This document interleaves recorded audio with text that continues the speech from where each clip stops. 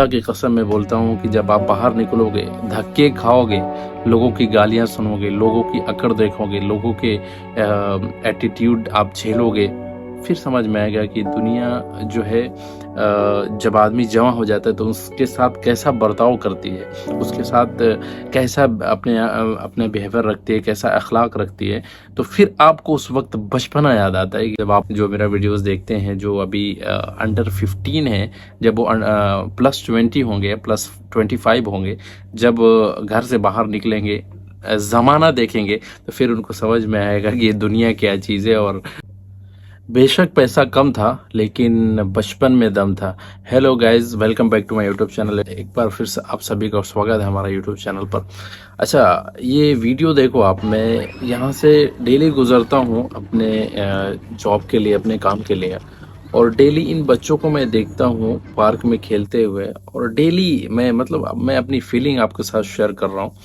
Daily मैं सोचता हूँ कि यार ये बच्चे अपने बचपने को लेकर के कितने खुश मिजाज हैं, ना रिस्पॉन्सिबिलिटीज़ हैं उनके ऊपर, और न ही कुछ उनको अपने फ्यूचर के बारे में सोचना है। और उनका जो पास्ट गुजर चुका है वो अच्छा ही गुजरा है, और उन चीज़ों को सोच करके ना वो टेंशन लेते हैं और ना ही वो टेंशन ले सकते हैं उस वक्त में, उस पीरियड में।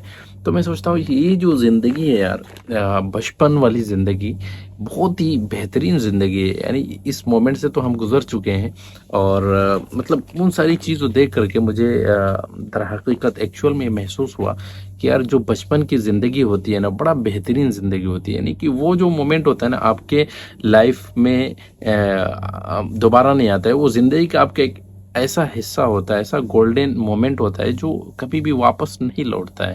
कहते हैं ना कि जब बचपन में छोटे थे सोचते थे यार जल्दी से बड़े हो जाएं, अपने फैमिली वालों को, अपने घर वालों को फाइनेंशियली थोड़ा सा सपोर्ट करें, थोड़ा सा कुछ बना लें, कुछ कर लें। मैं खुद अपने बारे में बताऊं कि कई दफ़ा ऐसा हुआ मेरे साथ कि मैं कई दफ़ा अपने घर से निकल गया, नहीं मुझे पैसा कमाना है, मुझे कुछ करना है, लेकिन एक्चुअल में उस वक्त समझ नहीं थी कि वो जो मोमेंट गुजर रहा है यार, यही तो सबसे अच्छा मोमेंट है, यही तो सबसे अच्छा वक्त है।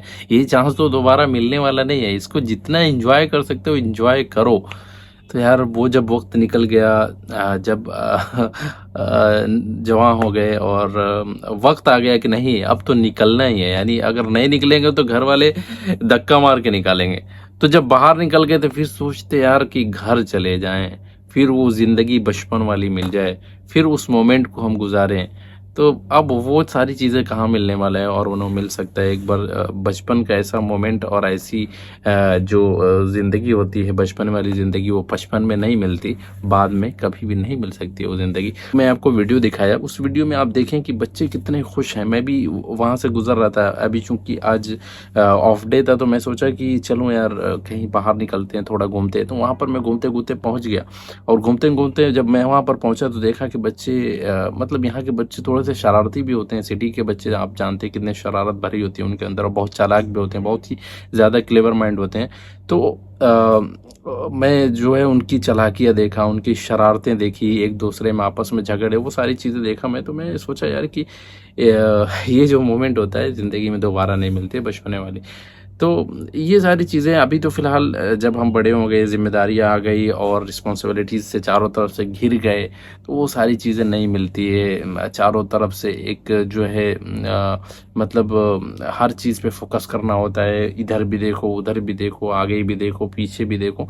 तो बचपन वाली ज़िंदगी यार दोबारा नहीं मिलती है। जब बचपना था तो सोचते थे यार कि एक बार मैं बाहर निकल जाऊं, एक बार कुछ कोई काम मिल जाए, अच्छा सा काम मिल जाए, कमाने लगूं, तो मैं ये कर लूँगा, वो कर लूँगा। लेकिन खुदा की कसम मैं बोलता हूँ कि जब आप बाहर निकलोगे, धक्के खाओगे, लोगों की गालियाँ सुनोगे, लोगों की अकड़ देखोगे, लोगों के एटीट्यूड आप झेलोगे, फिर समझ में आएगा कि दुनिया जो है जब आदमी जवां हो जाता है तो उसके साथ कैसा बर्ताव करती है, उसके साथ कैसा अपने बिहेवियर रखती है, कैसा अखलाक रखती है।